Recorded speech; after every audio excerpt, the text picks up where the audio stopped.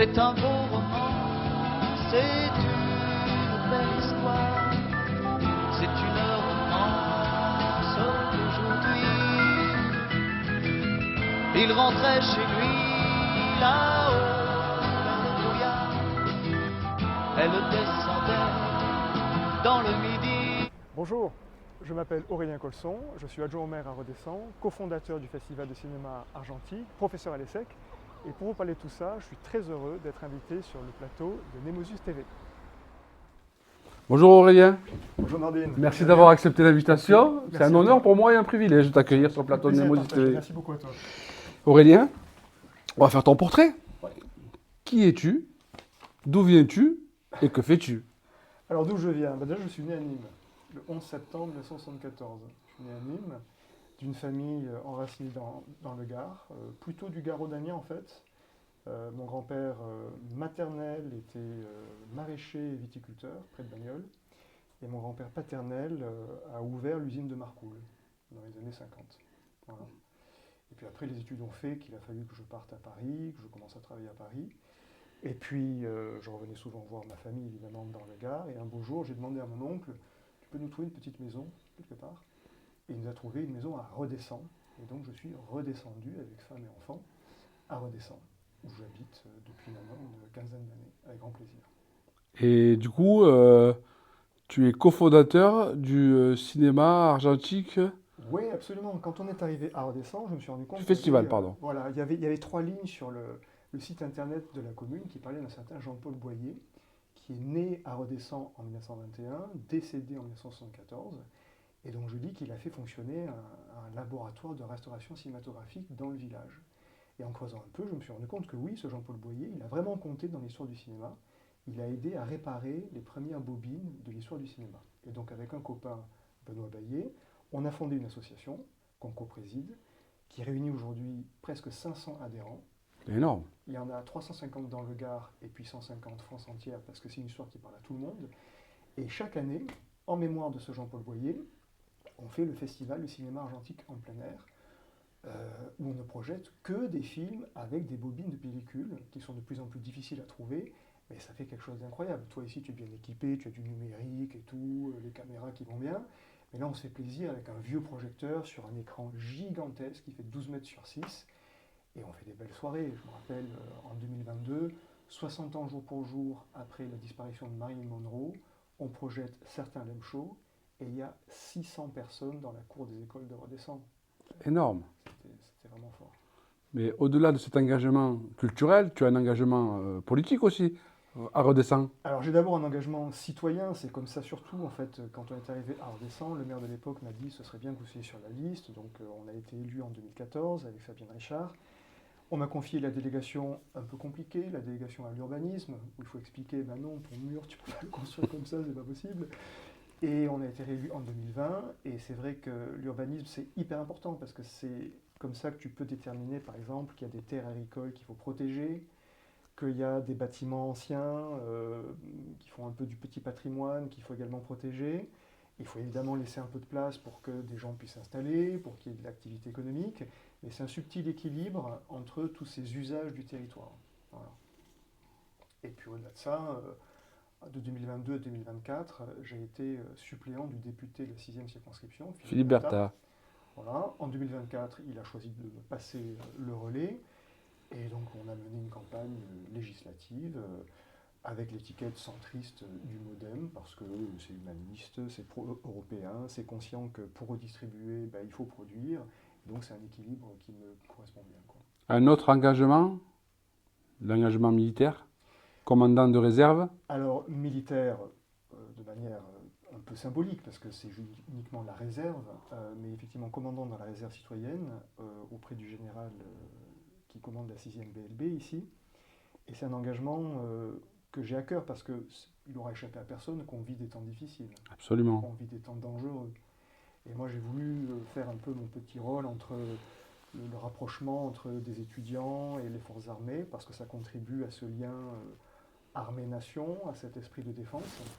Et comme je suis prof à l'ESSEC, une école de gestion, j'ai tenu notamment à passer un partenariat entre l'ESSEC et le 1er régiment étranger de génie, qui sont à l'Audun, donc c'est la Légion, et c'est un corps d'élite, c'est des sapeurs, dont leur spécialité c'est d'ouvrir la voie, donc parfois ça consiste à faire péter des trucs pour ouvrir la voie, parfois ça consiste à construire des trucs, à construire des ponts, à construire des franchissements. Ils sont d'ailleurs très actifs quand il y a des catastrophes naturelles, parce qu'ils savent réparer. Et ce partenariat permet d'envoyer à l'Audun des étudiants de l'ESSEC pour des immersions dans cet univers humain exceptionnel qu'est la Légion étrangère, avec 108 nationalités représentées dans le régiment. Et en retour, on accueille à l'ESSEC, à Paris donc, des officiers du premier reg qui suivent des cours intensifs en géopolitique, en gestion de l'innovation, et puis certains nous font aussi des conférences de retour d'expérience. Là, par exemple, il y a 15 jours, on a accueilli un jeune capitaine avec sa compagnie. C'est lui qui a sécurisé lors des JO, il a sécurisé la cérémonie d'ouverture sur la Seine. Parce que le premier mec a une spécialité amphibie, et donc ils ont fait monter à Paris des vedettes rapides, des plongeurs de combat, et durant toute la cérémonie, qui était quand même regardée par 3 milliards de personnes, il fallait s'assurer qu'il n'y ait pas un truc qui pète. Et donc ce capitaine est venu nous parler de cette mission tout à fait cette belle expérience. Extraordinaire. Belle expérience, ouais. Du coup, on rebondit sur ta profession même, professeur à l'ESSEC. Absolument, professeur à l'ESSEC. L'ESSEC, c'est une grande école de gestion qui est basée à Paris, mais avec également un campus à Singapour, un campus à Rabat. Et j'y dirige un institut sur la négociation. Et là, on vient de me confier un institut de plus qui est plutôt sur les enjeux, la croisée entre la géopolitique et la vie économique. Parce qu'aujourd'hui, les décisions des plus grandes entreprises sont complètement façonnées par ces soubresauts géopolitiques dont on entend parler, les guerres, mais aussi le nouveau président américain qui veut rétablir des droits de douane.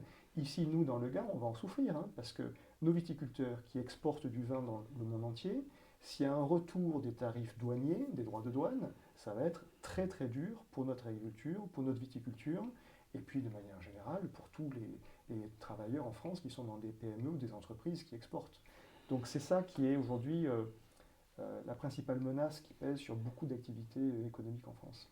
Tu es président du MODEM du Gard ? Oui. Qu'est-ce que tu peux nous dire là-dessus ? Que c'est un rassemblement de gens de très bonne volonté qui justement ne sont pas très satisfaits du clivage gauche-droite, qui sont pour la plupart très impliqués en plus dans la vie associative et qui essaient de trouver le juste équilibre entre on est français mais on a besoin de l'Europe, il faut redistribuer, il faut de la solidarité mais il faut produire, il y a Paris mais il y a aussi les régions. Donc cet équilibre-là, voilà, moi ça me correspond bien. On n'est pas des centaines, et puis moi je ne vais pas mentir et prétendre qu'on est des milliers comme certains partis politiques le font. Non, on est une petite équipe, mais bien implantée, et notamment, moi j'ai un rôle à tenir sur la 6e circonscription, je l'ai dit dès le soir du premier tour en juin dernier. La prochaine fois, je ne me déroberai pas non plus, je serai à nouveau candidat sur la 6e pour représenter ce bloc central de gens qui essaient de traiter les vrais problèmes qu'on a de manière respectueuse, respectueuse des gens, respectueuse des faits. Et sur les municipales ? Sur les municipales, bon d'abord on ne peut pas tout faire, et sur les municipales, moi je fais partie d'une équipe. Madame le maire de Redescend a annoncé qu'elle ne repartait pas pour un 3e mandat de maire.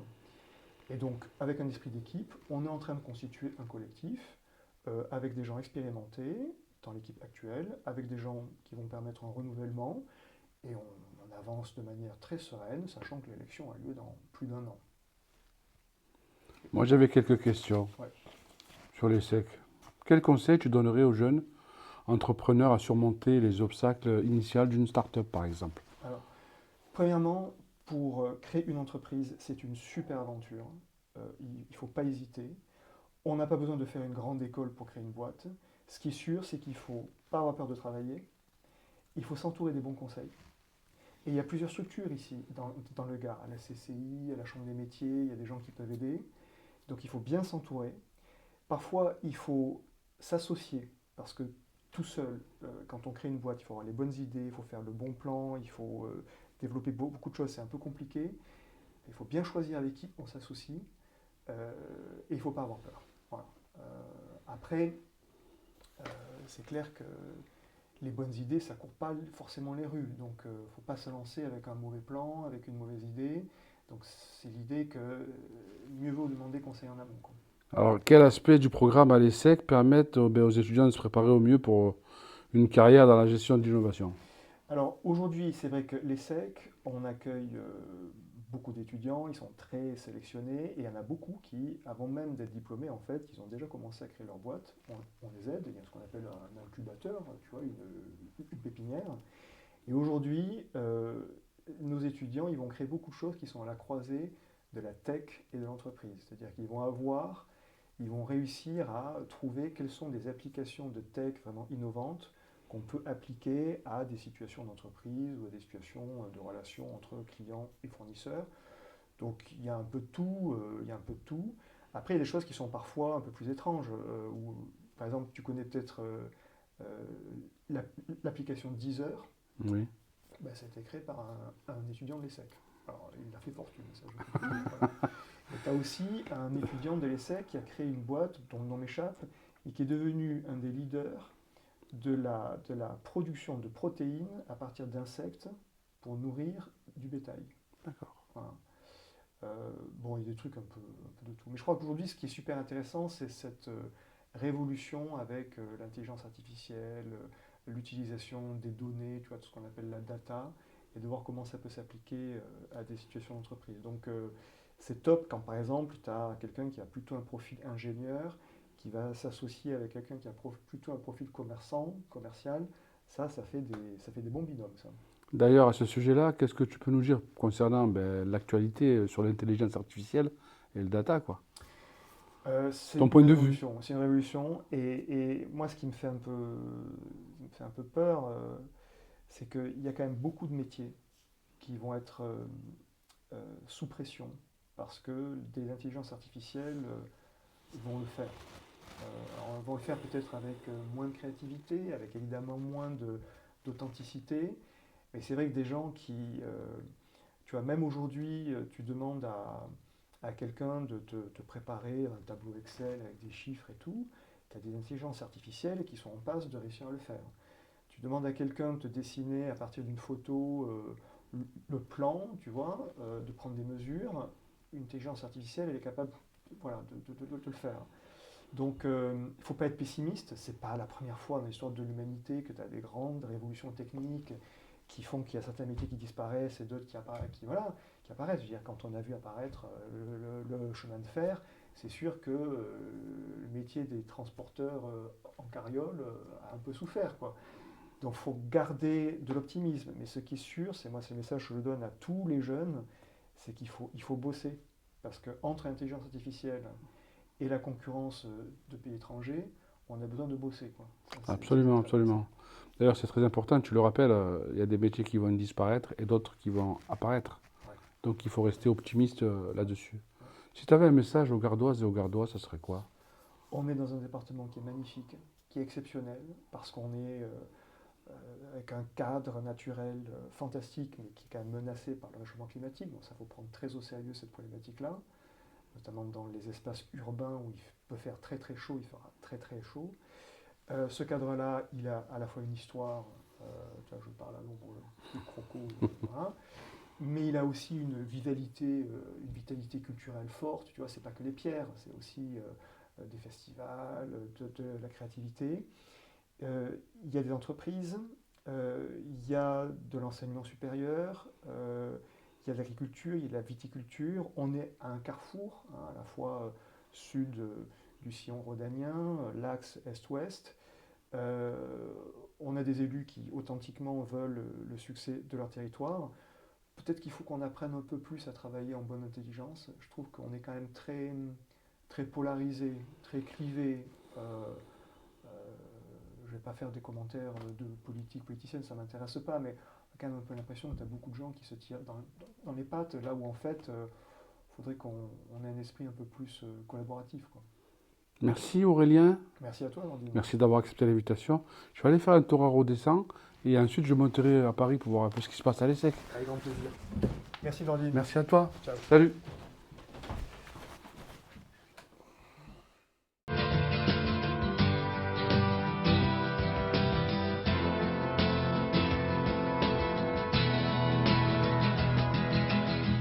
C'est un beau roman, c'est